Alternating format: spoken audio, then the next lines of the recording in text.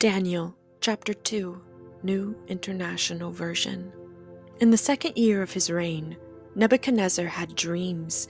His mind was troubled, and he could not sleep. So the king summoned the magicians, enchanters, sorcerers, and astrologers to tell him what he had dreamed. When they came in and stood before the king, he said to them, "I have had a dream that troubles me, and I want to know what it means." Then the astrologers answered the king, "May the king live forever! Tell your servants the dream, and we will interpret it." The king replied to the astrologers, "This is what I have firmly decided. If you do not tell me what my dream was and interpret it, I will have you cut into pieces and your houses burned into piles of rubble. But if you tell me the dream and explain it, you will receive from me gifts and rewards and great honor. So tell me the dream and interpret it for me." Once more they replied, "Let the king tell his servants the dream, and we will interpret it." Then the king answered, "I am certain that you are trying to gain time, because you realize that this is what I have firmly decided. If you do not tell me the dream, there is only one penalty for you. You have conspired to tell me misleading and wicked things, hoping the situation will change. So then, tell me the dream, and I will know that you can interpret it for me." The astrologers answered the king, "There is no one on earth who can do what the king asks. No king, however great and mighty, has ever asked such a thing of any magician or enchanter or astrologer. What the king asks is too difficult. No one can reveal it to the king, except the gods, and they do not live among humans." This made the king so angry and furious that he ordered the execution of all the wise men of Babylon. So the decree was issued to put the wise men to death, and men were sent to look for Daniel and his friends to put them to death. When Arioch, the commander of the king's guard, had gone out to put to death the wise men of Babylon, Daniel spoke to him with wisdom and tact. He asked the king's officer, "Why did the king issue such a harsh decree?" Arioch then explained the matter to Daniel. At this, Daniel went in to the king and asked for time so that he might interpret the dream for him. Then Daniel returned to his house and explained the matter to his friends Hananiah, Mishael, and Azariah. He urged them to plead for mercy from the God of heaven concerning this mystery, so that he and his friends might not be executed with the rest of the wise men of Babylon. During the night, the mystery was revealed to Daniel in a vision. Then Daniel praised the God of heaven and said, "Praise be to the name of God forever and ever. Wisdom and power are his. He changes times and seasons. He deposes kings and raises up others. He gives wisdom to the wise and knowledge to the discerning. He reveals deep and hidden things. He knows what lies in darkness, and light dwells with him. I thank and praise you, God of my ancestors. You have given me wisdom and power. You have made known to me what we asked of you. You have made known to us the dream of the king."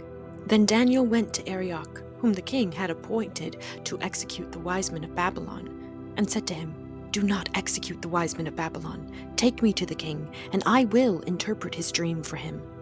Arioch took Daniel to the king at once and said, "I have found a man among the exiles from Judah who can tell the king what his dream means." The king asked Daniel, also called Belteshazzar, "Are you able to tell me what I saw in my dream and interpret it?"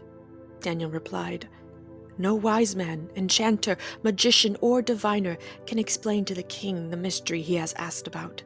But there is a God in heaven who reveals mysteries. He has shown King Nebuchadnezzar what will happen in days to come.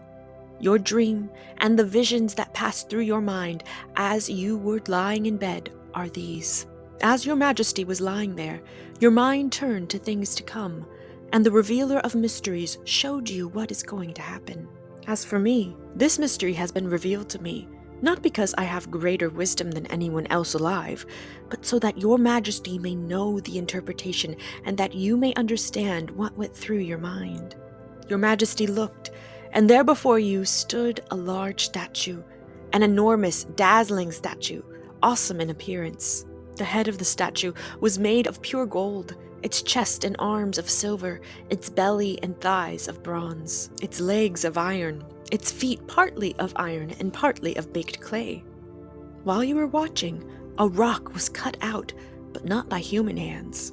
It struck the statue on its feet of iron and clay and smashed them. Then the iron, the clay, the bronze, the silver, and the gold were all broken to pieces and became like chaff on a threshing floor in the summer. The wind swept them away without leaving a trace, but the rock that struck the statue became a huge mountain and filled the whole earth. This was the dream, and now we will interpret it to the king. Your Majesty, you are the King of Kings. The God of heaven has given you dominion and power and might and glory. In your hands he has placed all mankind, and the beasts of the field, and the birds in the sky. Wherever they live, he has made you ruler over them all. You are that head of gold. After you, another kingdom will arise, inferior to yours. Next, a third kingdom, one of bronze, will rule over the whole earth. Finally, there will be a fourth kingdom, strong as iron, for iron breaks and smashes everything. And as iron breaks things to pieces, so it will crush and break all the others. Just as you saw that the feet and toes were partly of baked clay and partly of iron, so this will be a divided kingdom. Yet it will have some of the strength of the iron in it, even as you saw iron mixed with clay. As the toes were partly iron and partly clay, so this kingdom will be partly strong and partly brittle. And just as you saw the iron mixed with baked clay, so the people will be a mixture and will not remain united, any more than iron mixes with clay. In the time of those kings, the God of heaven will set up a kingdom that will never be destroyed, nor will it be left to another people. It will crush all those kingdoms and bring them to an end, but it will itself endure forever. This is the meaning of the vision of the rock cut out of a mountain, but not by human hands, a rock that broke the iron, the bronze, the clay, the silver, and the gold to pieces. The great God has shown the king what will take place in the future. The dream is true, and its interpretation is trustworthy. Then King Nebuchadnezzar fell prostrate before Daniel and paid him honor and ordered that an offering and incense be presented to him.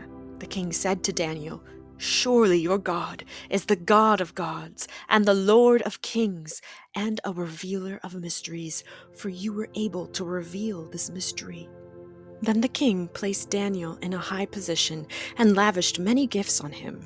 He made him ruler over the entire province of Babylon and placed him in charge of all its wise men. Moreover, at Daniel's request, the king appointed Shadrach, Meshach, and Abednego administrators over the province of Babylon, while Daniel himself remained at the royal court.